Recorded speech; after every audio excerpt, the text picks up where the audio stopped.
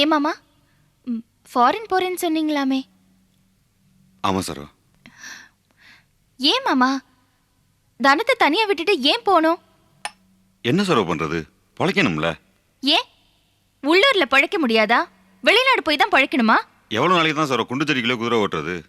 நான் ஒரு தமிழன், திரைக்கடல் ஓடியும் திரவியம் தேடுன்னு ஏன் முன்னோர்கள் சொல்லியிருக்காங்க. அதனால வெளிநாடு போய் சம்பாதிக்கிறது எனக்கு ஒன்றும் தப்பா தெரியல. இப்படி 4 மாசத்துக்கு ஒரு தடவை ஏதாவது ஒரு பிரச்சனை பண்ணோன்னே இருக்கீங்களா? என்ன சரோ இது பிரச்சனையா? ஒருத்தன் சம்பாதிக்கணும்னு நினைச்சா அதுக்கு இப்படி ஒரு பேரா? என்ன இது, முன்னையும் விடாம பின்னையும் விடாம? சம்பாதிக்க வேண்டாம்னு சொல்லல மாமா, இங்கே இருந்து சம்பாதிக்கலாம்ல. இங்கேதான் ஒன்னும் ஒட்ட மாட்டேங்குதே. ஒரு வேலையும் சரியா அமையல. சரி எவன்டையாச்சும் வேலைக்கு போலான்னா வர்ற முதல்ல கிறகம் பிடிச்சவனா வந்து வாக்கிறான். சரி சொந்தமா தொழில் பண்ணலான்னா அதுவும் பிரச்சனையா இருக்கு. எனக்கு இதுதான் சரியான முடிவுன்னு தோணுது. எனக்கு என்னமோ இந்த வெளிநாடு போறதை நினைச்சாலே சங்கடமா இருக்கு மாமா. நீ ஏன் சரோ சங்கடப்படுற? நான் இப்ப எடுத்துருக்க முடிவு எப்படி வேலை செய்ய போது பாரு. இது வரைக்கும் கடங்கார போசு, இனிமே மத்தவங்களுக்கு எல்லாம் கடன் கொடுக்குற போசா மாற போறானா இல்லையா பாரு. ஏன் மாமா, நாட்டுல இருக்கிற எல்லாரும் வெளிநாடு போய் தான் சம்பாதிக்கிறாங்களா? அப்படி என்ன வீட்டையும் நாட்டையும் விட்டுட்டு வெளிநாடு போய் சம்பாதிக்க வேண்டியிருக்கு? என்ன சரோ எல்லாத்தையும் மறந்துட்டியா?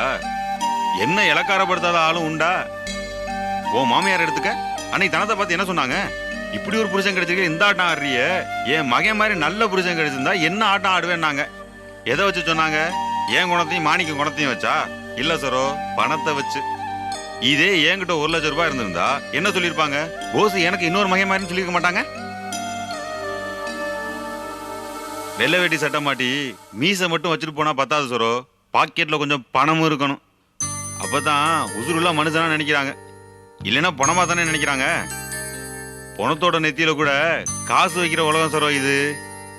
அப்படி காசை வச்சு தானே அந்த பணத்துக்கே மரியாதை. என்ன மாமா இது, என்ன பேச்சு பேசுறீங்க? மனசு நொந்து போய் பேசுறேன் தானோ சரோ. எவ்வளவு நல்ல பிள்ளையா இருந்தாலும் காசுக்கு தான் மதிப்புன்னு ஆகி போச்சு. அப்ப அந்த காசை தேடித்தானே ஆகணும். காசு எங்க நிறைய கிடைக்குதோ அங்க போகத்தான் வேண்டி இருக்கு. அதனால சிலதெல்லாம் விட்டு கொடுத்து தான் ஆகணும்.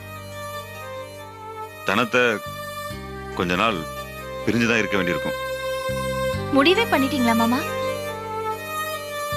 ஆமா சரோ, நான் சம்பாதிக்கணும்னு நினைக்கிறது காசு மட்டும் இல்ல, நான் இழந்த மரியாதையும் தான்.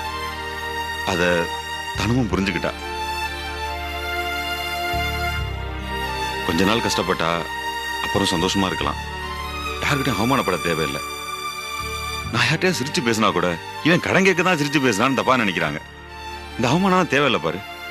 இதேவோ மாமியாரும் புருஷனும் எங்களை ஒரு பிச்சைக்காரங்களா நினைக்காம சொந்தக்காரங்களா நினைப்பாங்க இல்லையா?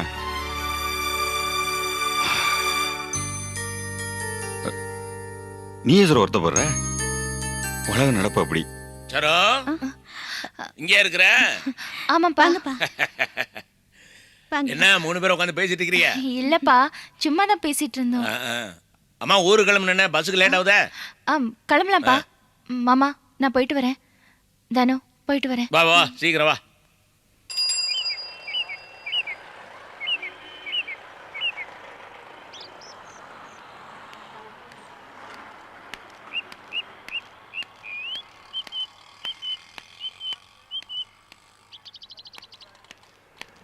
Excuse me. என்ன? உங்ககிட்ட சாரி கேட்கணுங்கிறக்காக தான் வெயிட் பண்ணிட்டு இருந்தேன். தெரியாதனமா ஒரு தப்பு பண்ணி உங்க மனசை நோகடிச்சிட்டேன். தயவு செய்து என்னை மன்னிச்சிடுங்க. நடந்த குழப்பத்தை நினைச்சு வருத்தப்படாதீங்க.